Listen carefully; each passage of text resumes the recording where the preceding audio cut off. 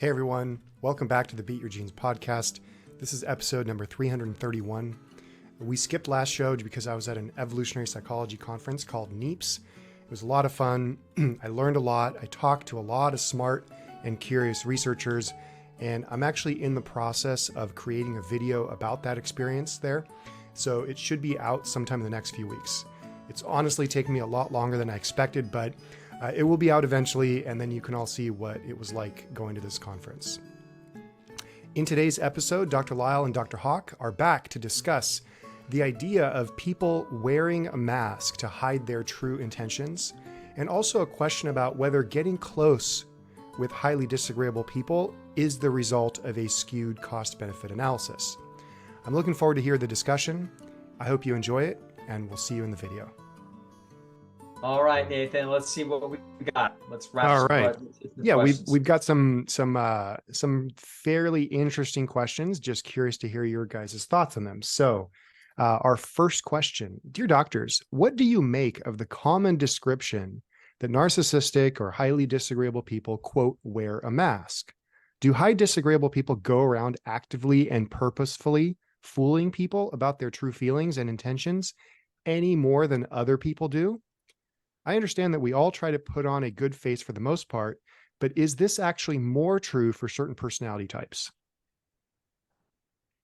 That's a good question. I have a number of thoughts about that, so I'll let Jen jump in. I'm not going to do a big thing on this. I'm going to do a little bit, but my immediate reaction is that it's probably if we have a low conscientious, high disagreeable, i.e., and potentially unstable narcissist, if there was all kinds of people have reasons to be deceptive, but when they're deceptive, it could be super costly to other people.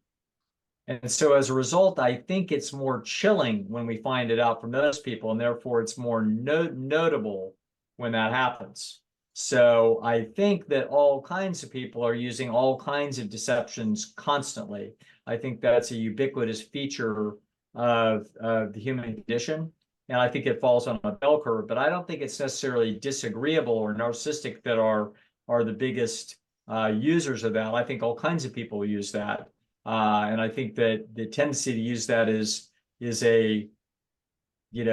its own personality characteristic. And I'm not sure. If anything, I think it's associated with more agreeable people.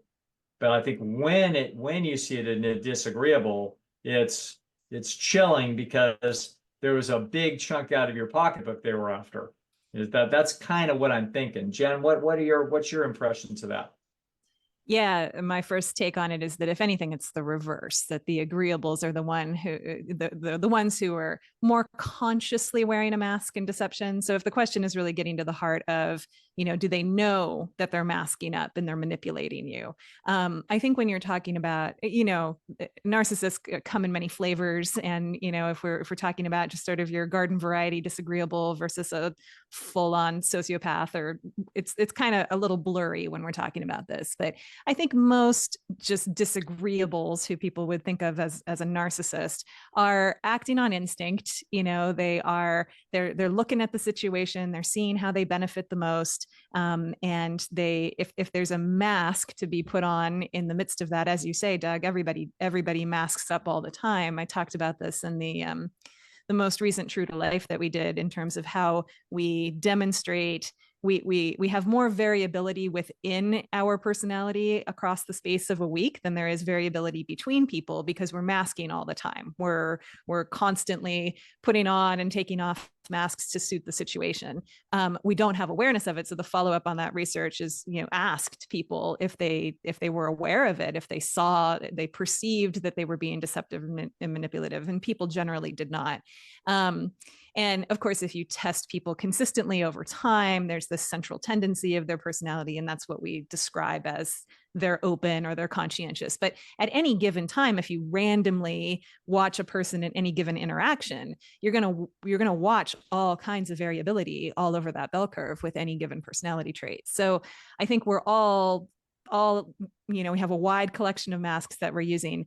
My experience as a people pleasing agreeable, which I distinguish from the true blue golden retriever agreeable, is that somebody who is more of a pleaser is definitely consciously masking up a lot of the time. So they have the instinct, but they also have this kind of secondary cognitive process around, what does this person seem to think that I, you know, what do they want from me, and how can I give that to them in a way that's going to keep me safe, in a way that's going to guarantee me the results that I'm looking for. So as you say, it's less malicious and malevolent than the disagreeable, because they are looking to take advantage of you.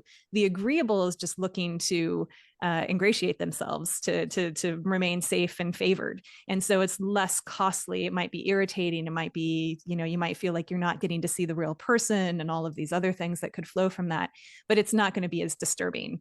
But all things equal, I think those hyper agreeables are way more deceptive in a self-aware way.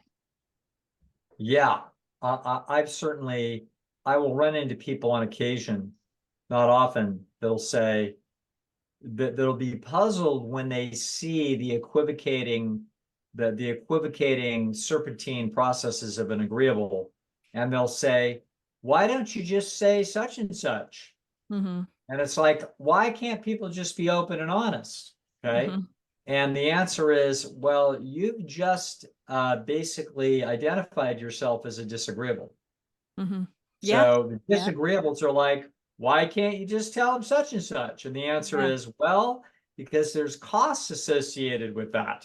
Mm-hmm. And there's costs that, you know, if we're going to be more sophisticated about this, we may not want to incur those costs. Well, I don't care. I don't see why that should be costly. They should just do this for you. Mm-hmm. It's like, yeah, I don't think they will do that for me if they find out that this is my value proposition that I'm pitching. So I every now and then I'm thinking of one of my favorites right now that's like this. But what an example, kind of an example of this is, you know, Alan. So Alan a lot of times is puzzled by why I might not be more straightforward in a lot of situations. He's like, Mm-hmm. why wouldn't you just say such and such? And it's like, do you have any idea how what a blunt bull in a china closet move that would be? Mm-hmm. And he's to the point where, for example, he 25 years ago he said, well, we could just put our data together and we can publish this. I said, oh no, they're never going to publish your data. And he'd say, well, why wouldn't they? I said, well, you know, if you're going to try to be an author on this thing, you're a chiropractor, so you're instantly viewed as out group and not legitimate. Second of all, you don't have an NIH grant, so it's not being funded by this and that. It's just you're a freestanding institution that's collecting data. Nobody trusts you. I said, and you're not serving anybody's interests, so they're not going to publish it. In other words, I could give him a long list of reasons why that he was not. But why should they just treat us straightforwardly? It's like, oh, you don't know that this whole thing is an unbelievably complicated, corrupt labyrinth? Like, what the hell is wrong with you? How would you not know that? And how would that same personality sometimes at a family gathering is consistently baffled by why they can't just announce how it is that things ought to be, and they take it or leave it sort of attitude. It's like, oh no, you know, hey, well, Grandpa, are you going to put me in your will or not? Mm-hmm. No, It's like, this is just not how things are done. Tell me if you are, tell me if you're not. And if you're not, that's fine. Then I know what to do. If you are, then that's great. Then I don't have to think about it. So just tell me. And the answer is, from Grandpa's perspective, maybe I wanted to keep you guessing, because maybe I wasn't going to put very much in the will. But I wanted you to keep dancing to my tune, because there might be some resources that I would want out of you. So we're going to play a little game here for the next 7 years about how the hell this goes down. And no, you don't get to just cross-examine me, because if you do, guess what, idiot? I'm going to lie to you. Yeah. Yep. Totally.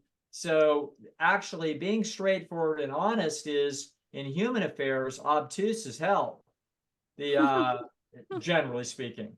Now, I have to tell you, when I run into those people, if they tend to be reasonably agreeable, it's kind of relaxing because it's like, oh, I think I'm seeing right through to this guy. There, I could tell you, Jen, on the prison yard, there was a couple of guys that come up to me and they would want something from me. And I'd look in their eyes and I'm watching wheels spin in there like you can't believe. Like I'm a fly and they're a frog. You know what I mean? They're just trying to figure out which way I'm moving so they can move their head and stick that tongue out and get me. It was creepy.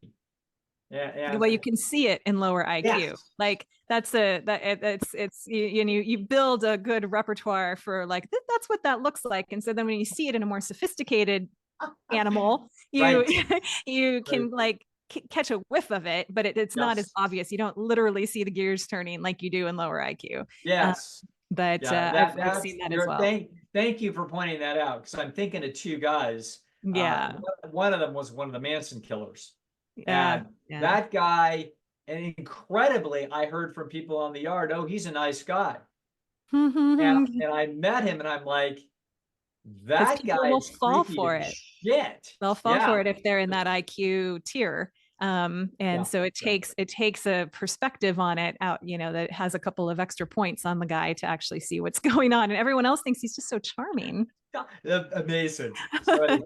Which is why the most dangerous or the most successful sociopaths are the really intelligent ones, because basically they've got the whole umbrella where they can fool everybody. And very few people are able to see through the game. Yeah.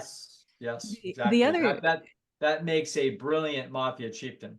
Yeah, well, that's why the guy was one of the Manson killers. He had a smarter boss, So here's the flunky for the boss man.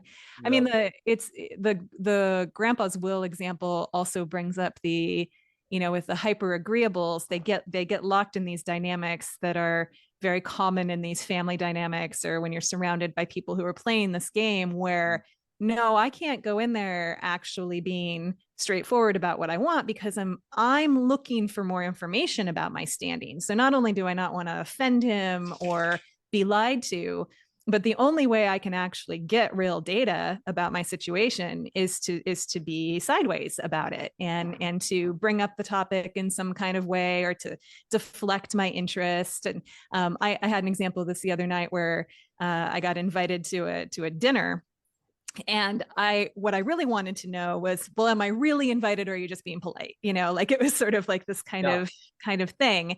And so I didn't give a hard yes or no. I don't remember exactly what I said, but it was a little evasive. It was a little like, some passive aggressive shit.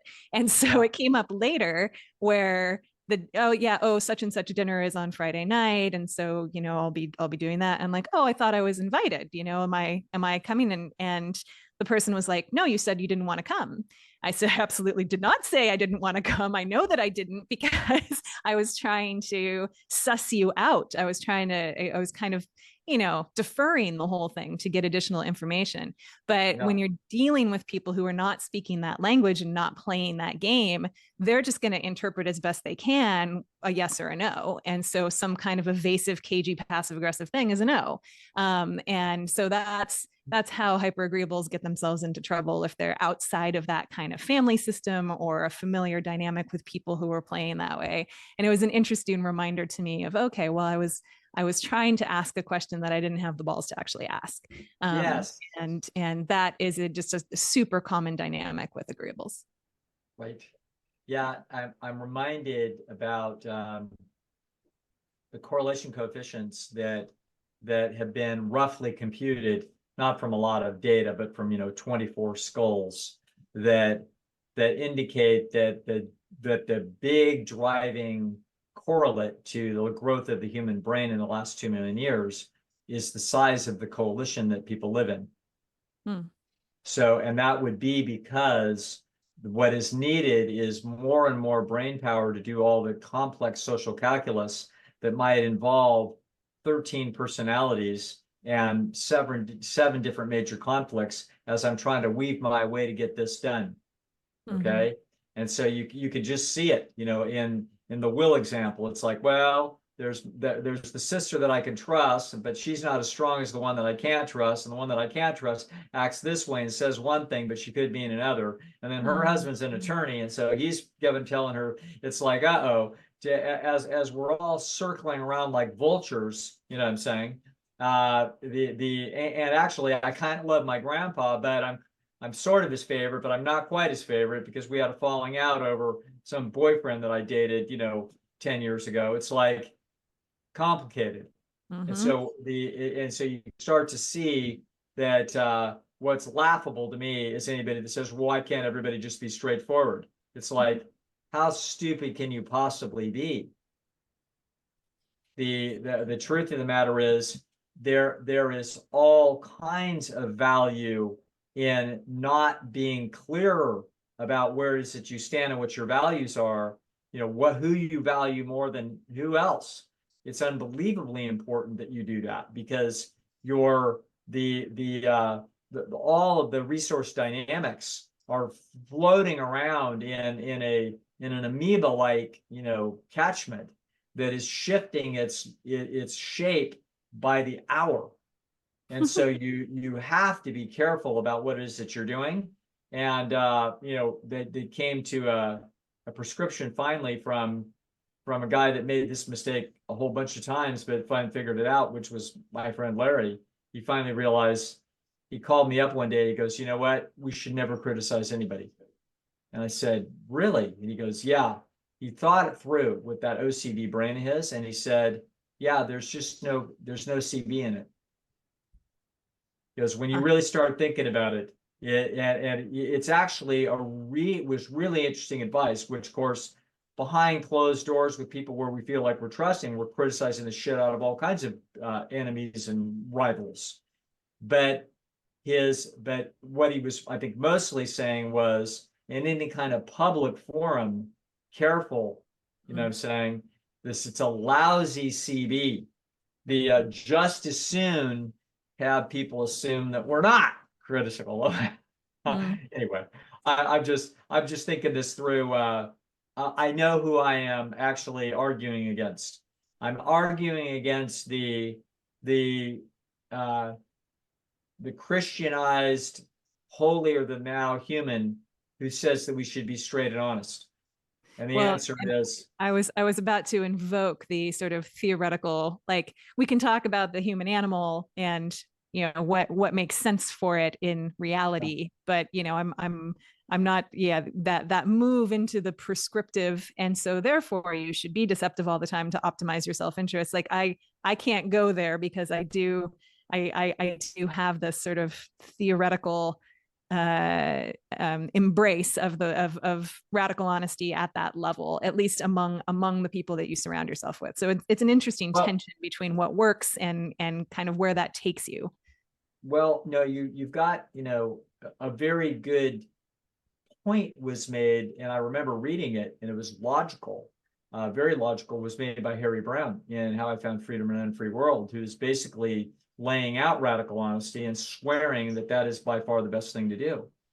However, and he even points out, gee, I wonder if would this apply to lying to the government? And he said, that's an interesting thing, but he didn't resolve it. He just made the point. And it's like, oh, this is real simple, dude. If I'm Jewish and I'm in Nazi Germany, I'm lying like crazy, for God's sakes. Are you out of your mind? We're not going to be radically honest with the Nazis. And so obviously we see that in principle, it's absurd. So now the question is, okay, so it is not an absolute moral principle at all and could not possibly be an absolute moral principle. So now we wind up with what winds up being the problem, which is why you got such a big head. In other words, it's complicated what's actually in your best interest. And of course, we actually seek to be in relationships where we can be as transparent as possible. What that means is there's not a bunch of unstable variants around the trades. In other words, there doesn't need to be deception because we don't have conflicts of interest. We're just making trades with people by making value propositions that they on the other side know that they can accept or not accept, and that there's not going to be some ancillary costs associated with how it is that we're pitching. It's just like, hey, if it works, it works, and if it doesn't, it doesn't.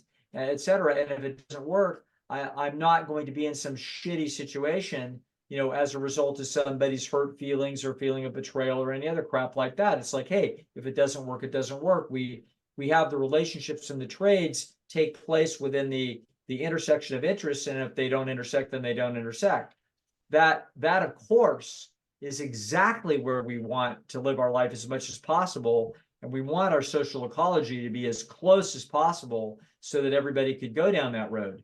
However, we know that our lives now are, and probably always were, interconnected with some people that held value, that their emotional stability and what they feel like about this can't be trusted completely.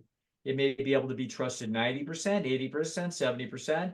There's people that I cannot tell them what I think of major geopolitical issues. I can't. I mean, well, I could, but if I did, it would terminate financial agreements. Okay? Because I don't believe that they would be able to tolerate understanding, that basically my perspective. It's kind of interesting that that's true. And it's like, that doesn't make me conniving. It makes me a normal human being trying to basically you could track this logic through in a very interesting way, and you could say, well, if they wouldn't make those trades with you under those conditions, then you're being deceptive and therefore you're taking advantage of them. It's like, yeah, possibly. Maybe I'm being like a smart parent and I'm looking out for their best interest and my best interest at the same time. That they actually are not capable of, I'm treating them like a child. Okay. And so if I had a child with a weapon in his hand, there would be a way I would talk to that child to see to it that they didn't do themselves or anybody else any harm. So now, is that my right to do so? Well, it sure as shit is my right to do so. I've got a brain and I've got an ability to actually think through and track what's going on in their brains. And I can absolutely, if I need to tell the boss, I think his suit looks good and he looks like he's lost some weight. And, who's to say that I can't do that, or that is shitty human behavior or immoral? And my answer is, depends. Do I think he's going to fire me if I don't? And is that in the best interest of the company, or mine? It's like, it gets complicated as shit. That's why you've got the labyrinth inside of the head you've got, is precisely because these issues are inherently extremely complex. And that's what we've wound up with. We've wound up with a desire to be honest and to have transparent relationships, but in reality, finding out that very often it's in our best interest, sum total, to be deceptive. In other words, including the fact that we recognize that that could be costly to other people or costly to our own reputation with other relationships when they discover the fact that we are deceptive. It's like, yeah, but the thing about it is that everybody's intuition knows that that's true. It's true in everybody's situation. There's not an individual on earth that's in such a position of power that there's nothing that's like, no, I'm going to tell you exactly what I think about everything. It's like, no, you won't. Okay. Doesn't matter who you are. If you're Zeus, you won't do that. So anyway, this is a hell of a long conversation about what is an interesting question. And the answer is the nature of the species. A great deal of the horsepower that's involved in the cost-benefit analytics that make up the human mind wind up being about this very issue. Yeah.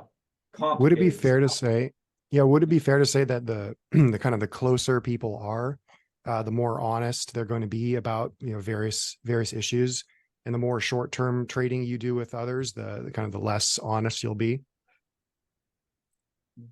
Yeah, I would say so. In other words, if I'm a bookseller and somebody's, comes in and they're buying, a bunch of books about that I think indicate to me that me and they have vastly different views of the world, and that I think that they're a shithead, you know what I mean? In other words, I absolutely disagree with their position. I consider it a threat to my own personal freedom and well-being. And so, but am I going to snarl that at them when I check them out at the stand? Of Of course not. Okay. I just assume that customer come back. So, I'm probably not going to say, wow, that looks great. I'm probably not going to say anything, but I'm not going to say what I'm feeling.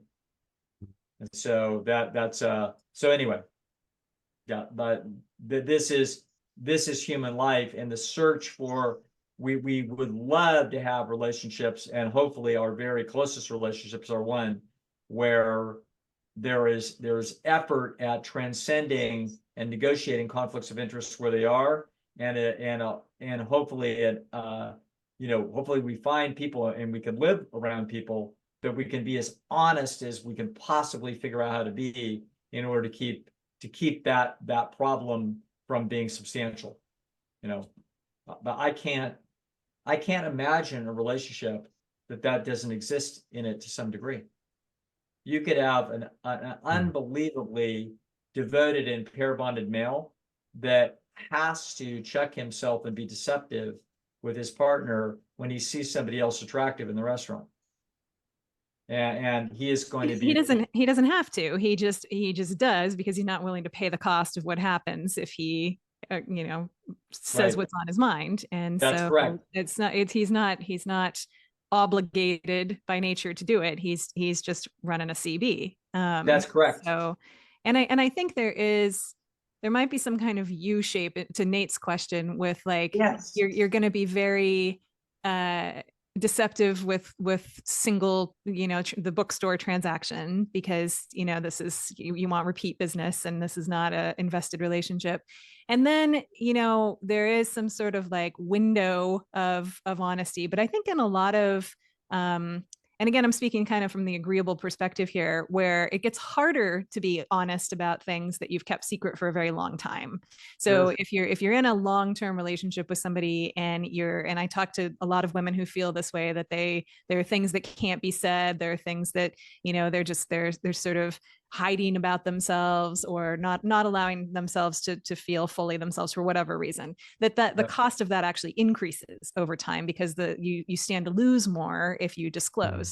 And so that could apply whether you're literally keeping a secret that you haven't been willing to say, and there was probably this window when you were building trust early in the relationship, and it was clear that you were starting to pair bond. This is at the subplot of many a romantic novel. It's like she is in the small town. She moves back home on false pretenses because she knows that the owl sanctuary is going to be bulldozed by the big construction company, but she doesn't tell the owl sanctuary guy, whatever. There's some secret where it's like, you should have told him when you had the moment, but then once things are very serious, now you are perceiving that this other person's cost benefit analysis is dependent on you not disclosing these things, or you not showing these facets of yourself. And so that means if you were wearing a mask, now you can't take the mask off. Now you're stuck with that role. So that's kind of another way that this gets flipped around, where the dynamics of honesty within a relationship are not linear. It doesn't follow that, okay, well, we've been together for longer, and so we're going to be more open and trustworthy with each other. You hope that happens, but I don't think it always does. Yeah, I'm thinking about cases where for example, some guy early in life is gay, but he hides that from the world for reasonable reasons, gets married, you know what I mean? And like with every day that passes, as you say, the price of being honest gets bigger.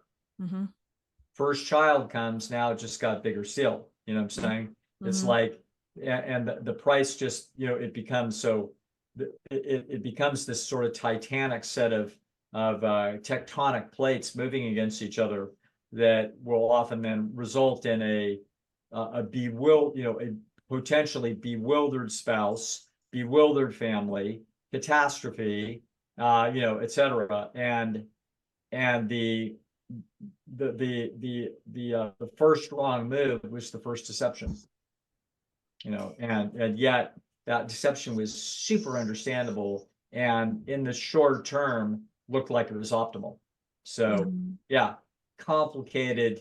If all the philosophers want to scratch their heads and hypothesize about all the different problems of life, that's what it is.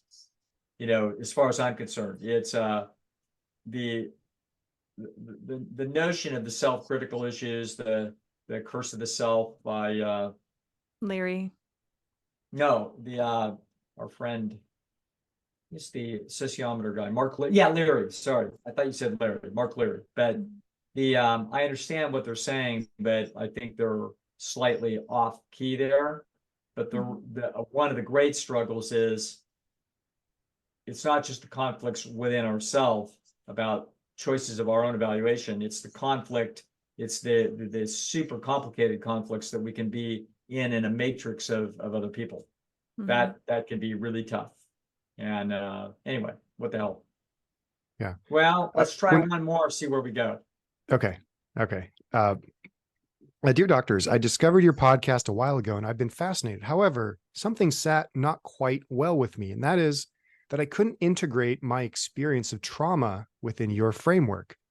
I've been raised by narcissistic people, and ever since then, I found myself regularly in close relationships with various narcissistic people. As far as I understand you, this is purely because those can be attractive people and has nothing to do with my upbringing. And I think it does. I think that simply my cost-benefit analysis has been skewed that way, that I would consider my parents being worth my while and to avoid cognitive dissonance. I would also accept bad treatment from other people. Or is cognitive dissonance not a thing in evolutionary psychology?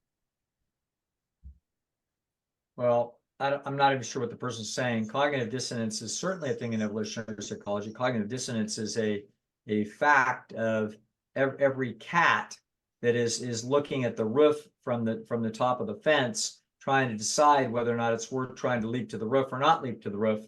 And it's running alternative calculations in its head about its abilities relative to the relative worth of making that leap. That's cognitive dissonance. So cognitive dissonance is an inevitable process of an animal brain as it runs alternative scenarios in its head and tries to, and it can be frozen before it executes a motor program because it cannot decide. It's continuing to stall as it runs calculation after calculation, attempting to get a better grasp of the parameters and to try to be gaming out what's in its best interest. And then finally, it will have to make a move. Life will have challenges that will result in some decision being made. You'll either buy the Ford or you'll buy the Chevy or you'll buy neither. But one of those three things is going to happen. Okay. Now, so that question is off to the side, but I'm not quite sure I heard exactly what the person said, but if they think that the reason why they are selecting people in relationships because they somehow resemble their parents and they're somehow repeating some pattern, that is not true. Okay, that is manifestly not the correct explanation of how human behavior emerges. You could certainly have situations where you are more tolerant of a cost that a lot of other people will not put up with because you have actually seen the worst case scenario of it. And so as a result, you're like, yeah, I can put up with that shit. The truth is, I know that won't kill me because I've been through it before. A lot of other people would run from it. But this is the equivalent of somebody who has done a bunch of fixer-upper houses. So somebody that's done a bunch of fixer-upper houses and have had a couple of really hard deals in their life as they got into things and there were some plumbing problems that they didn't see. Like they've been through some shit, lost some money, okay?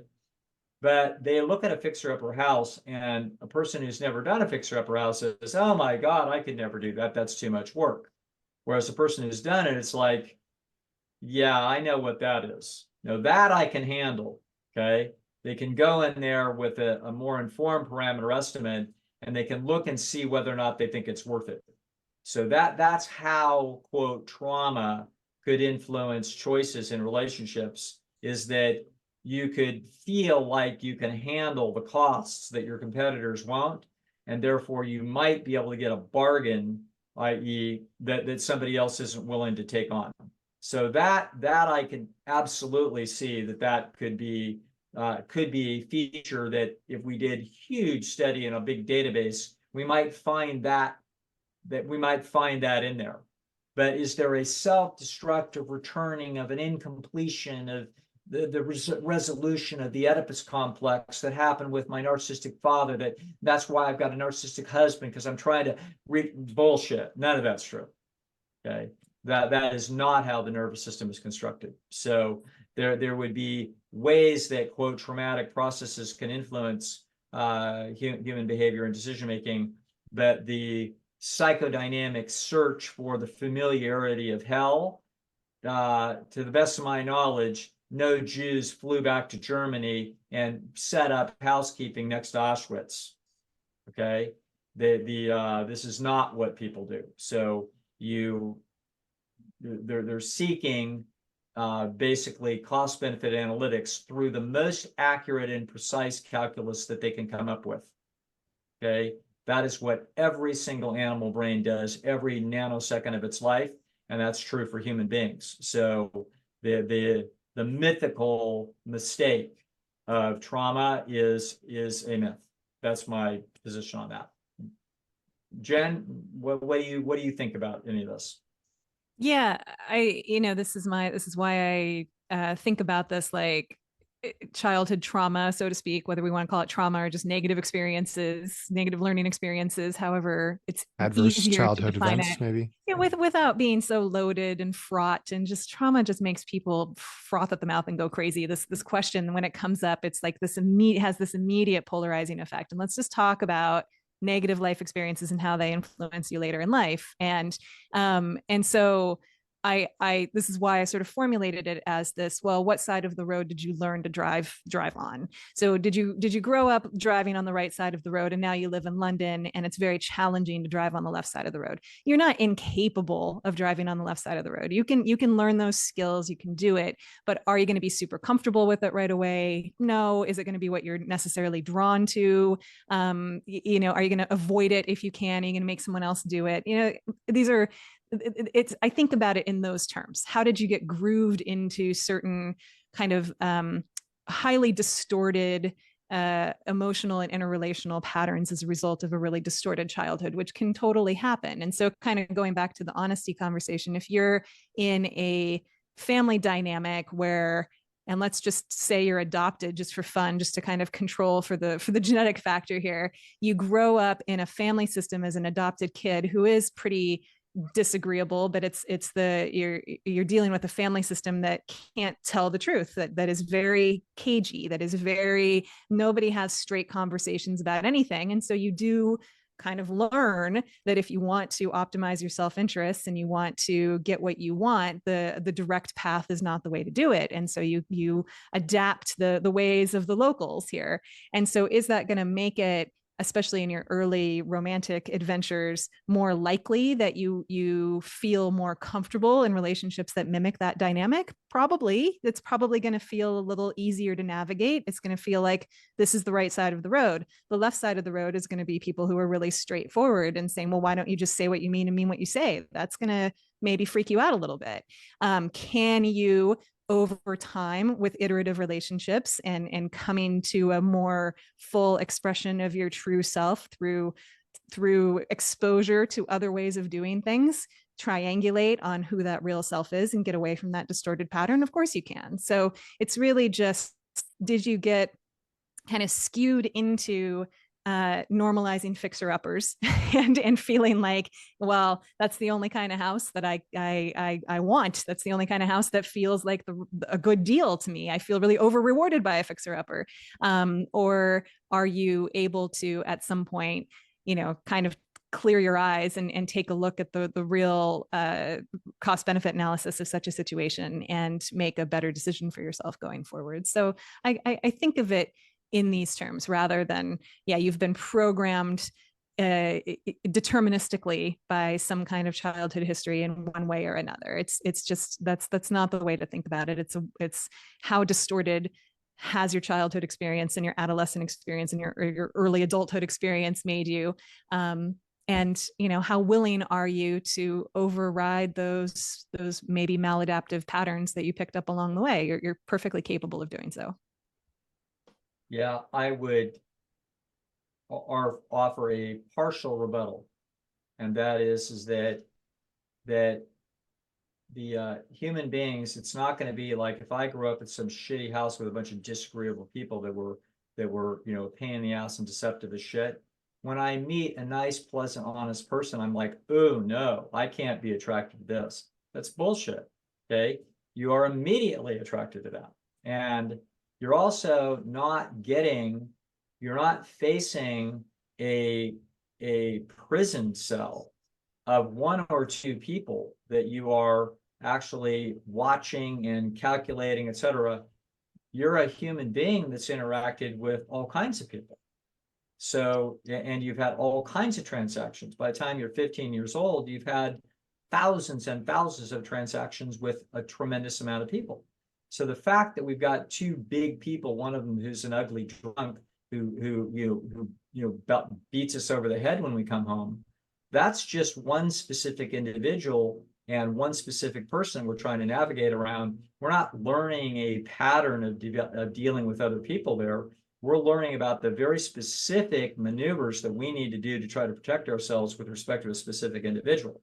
So I think that that what you're saying, of course, makes some sense, but I would argue that it's not, we're not even going to see evidence of that kind of stuff in data very often. In other words, it's going to be hard to see it. Now, anybody that ever said, oh no, we can show this in ACOA, no, you can't.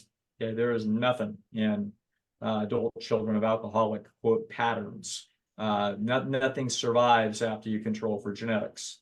So, and short term, intermediate term, there's lessons that people need to learn as young adults, and they may have had a relatively skewed view of reality if they that is going to be some eye-opening. Of course, I mean, I agree with you. This is part of a developmental process that in unusual conditions can be, pretty important and transformative. If you grew up in an unbelievably sort of devout, situation that was amazingly constraining, and you're an 18-year-old girl, and then you start to see the world a little bit, it's like, wow, there's a lot to learn. I didn't know that people had that much openness to, so there's going to be a learning curve. So I'm with you there, but the general notion of, wax being embossed through an early childhood process that was rough,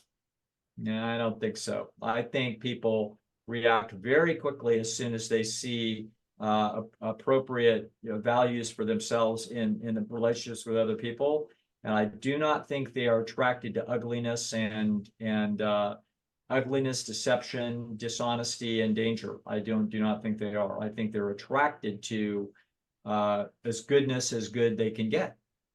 And that I don't see. So I don't think you and I are disagreeing. I think that I think giving any credence to the notion that the reason why you are in some shitty relationship at 33 years old because it kind of looks like your father, and that you somehow unconsciously drifted there because you were attracted to it because it was home, I think that is entirely BS.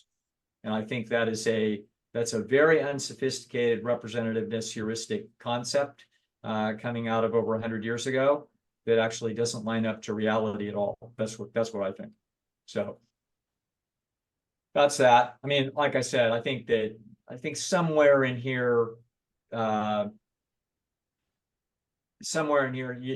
and I are 10 degrees off of 15 in terms of our vision, and I have no idea who's right because I have not investigated that literature that carefully. I've just investigated it close enough to know that it's not a matter of there's two polarization, people screaming. There's nobody on my position. Okay. The position of the world is trauma, trauma, trauma, trauma, trauma. There is nobody over here saying that is bullshit and it doesn't make any sense from the standpoint of evolution and then personality development literature at all. The interesting thing is, because I have feet in both worlds and I read Yeah. super widely, and I'm interested in thinking about this from, like, I follow just as many psychodynamic people on Twitter as I follow EP people on Twitter. The psychodynamic people are carrying around exactly the same notion that the world is set against them, that everybody thinks that it's, everybody's making these old Freudian arguments that no longer apply, and they're not current with the literature, and everybody has gone all in on genes. They really have the same sense of being persecuted, and so it's really interesting to me that it has fallen in this very polarized way, where within these camps everybody thinks the world is against them. Yeah. So not Interesting. both can't be true. The world's never apologized to Bruce Rind. Yeah. There's been no apology to Bruce Rind. Okay. There's not been a wholesale openness to reinvestigating and have anybody, none of that. That where the world is the world is fully supportive of trauma. The World Health Organization funding all kinds of research to research adverse childhood experiences. This is absolutely where the zeitgeist is. So for anybody over there on the other side, they may be hearing a few tiny, highly intelligent, ruthless criticisms of their position that they know are coming from major IQ and tremendous data and science. And they don't want to hear it. You better believe they feel persecuted. Who got persecuted? Was it the psychodynamic shitheads that supported all the litigious bullshit that went on in families, the wrecked families in the 1990s? Or was it Elizabeth Loftus being persona non grata from their position? Yeah, they weren't interested in having an open discussion and getting educated at all. No. Okay, so I disagree. It is not an even thing. It's not even close. I do think there has been some movement in the last 20 or 30 years, though, with the sort of dawn of CBT, the way that therapy has become operationalized in new ways, and sort of is now held to this metrics driven model. I think they're feeling sort of oppressed by all of that. Yeah. And so it's not that they're right. You don't get to waste insurance money doing this bullshit forever. Yeah, that's well, where they're feeling it. That's CBT is not in principle against trauma theory because they have no theory of personality at all. So they're steeped. Ultimately, the closest root they have is in learning theory, and learning theory is absolutely, when it's poorly applied clinically, it's trauma adjacent. So but it isn't the same thing. Psychodynamics, CBT definitely find themselves on the other side of the divide as far as that goes. And you're right. I can understand why they feel oppressed. They damn well should be. They are making a living, wasting everybody's money, dealing in effectively bullshit that can be called bullshit from the scientific point of view. They have no support for their position empirically at all, and yet they'll manufacture it and call it ACE studies. So yeah, you trip over this question. Every time I get a question like this, no matter where it is, I get hostile. And it's because, I'm in the correct minority, and it's a small island. Okay. And the truth is that I don't want to give a fuck. And, I may be that I should, Jen, should give 10% of the inches, because there may be some things there. And I think that's where you are. Your personality is inherently a lot more open than mine. But I look at this and I cry bullshit. In other words, 59 studies, 35,000 subjects, unequivocal data, and nobody gave that bastard an apology. Now, I'm no friendly to the idea that people should be molesting children. It's horrendous, and it should be criminal activity. But the bottom line is, let's not now have legions of psychotherapy that are going to stick their head in the sand and say, oh, trauma is terrible. That's the reason I'm having trouble. No, it isn't. It is not the reason you're having trouble. The reason you're having troubles are in different cost-benefit problems that your life is facing. They are not the fact that 25 years ago something bad happened to you, even a lot of bad things. That is not the reason. And to stir around in that shit and blame it there, no. So anyway, enough. We got 2 minutes. Please, I do not want to have the last word. I don't think there's anything else to add to that. I think we sealed that one. Yeah, that my answer to that person is whatever convinced you of that and what patterns convinced you of that, I think that you have made incorrect inferences.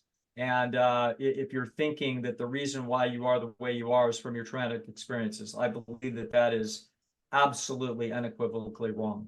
I think that you will have memories that are unpleasant, and they may mildly influence a few cost benefits in your future under extremely similar circumstances that could have been associated with trauma. I don't drive around my car freaked out all the time.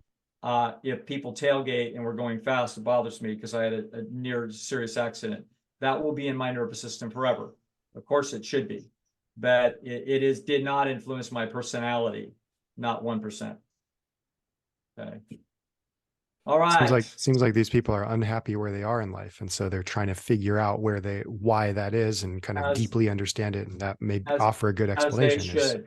There's trauma. As they should. Yeah. My vehemence is not arguing with them; it's arguing with the people that they are so-called learning from, or getting guidance from, or being educated by.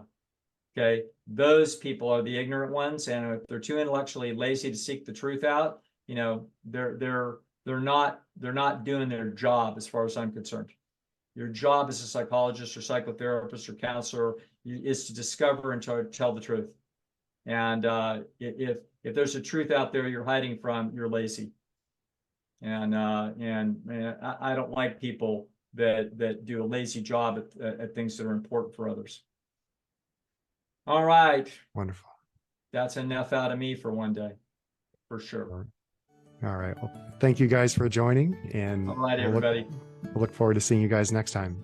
Gotcha. All right, Nathan. Thanks for everything. Okay. All right. Bye. Okay. Gotcha. Bye. That's it for this episode. Really appreciate you watching, and I hope you enjoyed the discussion. Please make sure to click like, share, and subscribe as it helps us out a lot for visibility. If you have a question or a situation that you would like asked or analyzed, you can send it in through our website at www.beatyourgenes.org, or you can email me directly at beatyourgenes@gmail.com, and I'm happy to put your question into the queue. If you're a new subscriber to our YouTube channel, welcome. And if you want to listen to older episodes, you can hear them on any major podcasting platform, the audio version like iTunes, Spotify, Libsyn, or others, or you can go to beatyourgenes.org and look at past episodes. Thanks for watching, and we'll see you all next time.